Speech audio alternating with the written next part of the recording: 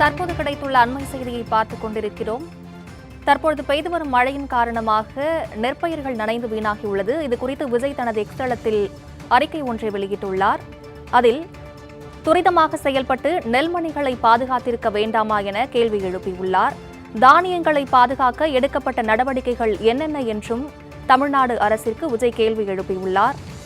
கொள்முதல் செய்யாமல் ஏழை உழவர்கள் வயிற்றில் அடிக்கும் ஒரு அரசை என்னவென்று சொல்வது எனவும் விஜய் அந்த அறிக்கையில் குறிப்பிட்டுள்ளார். உழவர்கள் தாங்கள் விளைவித்த பொருட்களை விற்று பணத்தை கையில் பார்த்து விடாமல் தடுப்பதே திமுக அரசின் நோக்கமாக இருந்து வருகிறதா என்கிற ஐயம் ஏற்படுவதாகவும் விஜய் தனது பதிவில் குறிப்பிட்டுள்ளார்.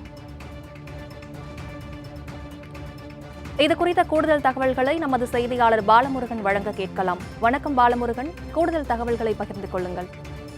வணக்கம். அதாவது தொடர்ந்து டெல்டா மாவட்டங்களில் கனமழையானது பெய்து வந்துள்ள நிலையில் அங்கே விவசாயிகள் கடின உழைப்பால் விளைவித்த நெல்மணிகள் நனைந்து வீணான நிலையில் அதை துரிதமாக செயல்பட்டு பாதுகாக்காமல் தவறியது ஏன் என தமிழக வெற்றி கழக விஜய் அவர்கள் தற்போது இருக்கும் அரசுக்கு கேள்வி எழுப்பியிருக்கிறார். அது மட்டுமல்லாமல் விவசாயிகள் உழைத்து விளைவித்த நெல்மணிகள் முதல் முறையே சேதமடைந்திருக்கும் நிலையில் அப்போதே முன்னெச்சரிக்கை நடவடிக்கைகளை எடுத்து அதனை பாதுகாத்திருக்க வேண்டும் எனவும் அவர் இதில் குறிப்பிட்டிருக்கிறார். அது மட்டுமல்லாமல் விவசாய பொருட்கள் உரிய நேரத்தில் கொள்முதல் செய்யாதது இந்த அரசு எப்படி ஏழை விவசாயிகளின் பாதுகாப்பையும் அவர்களது வாழ்வியல் முறையும் பாதுகாக்கும் எனவும் அவர் இதில் குறிப்பிட்டு கேட்டிருக்கிறார். அது மட்டுமல்லாமல் விவசாயிகள் விளைவித்த பொருட்களை விற்று பணத்தை கையில் கூட பார்க்க முடியாத சூழல் தான் தற்போது நிலவி வருகிறது எனவும் அவர் இந்த பதிவில் தெரிவித்திருக்கிறார்.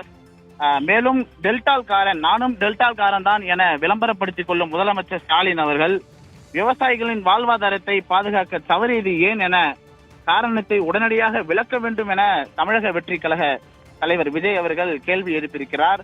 அது மட்டுமல்லாமல் வடகிழக்கு பருவமழை இன்னும் நீடிக்க உள்ள நிலையில் விவசாயிகளின் உயிர் ஆதாரத்தையும் அவர்களது பயிர்களையும் அவர்களது உணவுகளையும் சேதம் ஏற்படாத வகையில் அவர்களுக்கு உறுதுணையாக தமிழக அரசு இருக்க வேண்டும் என்றும் அவர் இந்த பதிவில் குறிப்பிட்டிருக்கிறார்.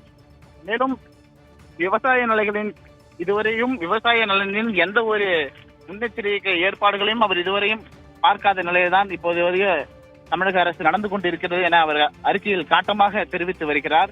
விவசாயிகளின் நலனே தமிழகத்தின் நன்மை எனவும் அவர்களின் உழைப்பை காக்க வேண்டும் எனவும் விவசாயிகளின் உரிமைக்கான போராட்டம் எப்பொழுதெல்லாம் நடக்கிறதோ அப்பெல்லாம் தமிழக வெற்றி கழகம் அவர்களுடன் இருக்கும் எனவும் அவரது அறிக்கையில் தெரிவித்திருக்கிறார். கூடுதல் தகவல்களுக்கு நன்றி பாலமுருகன்.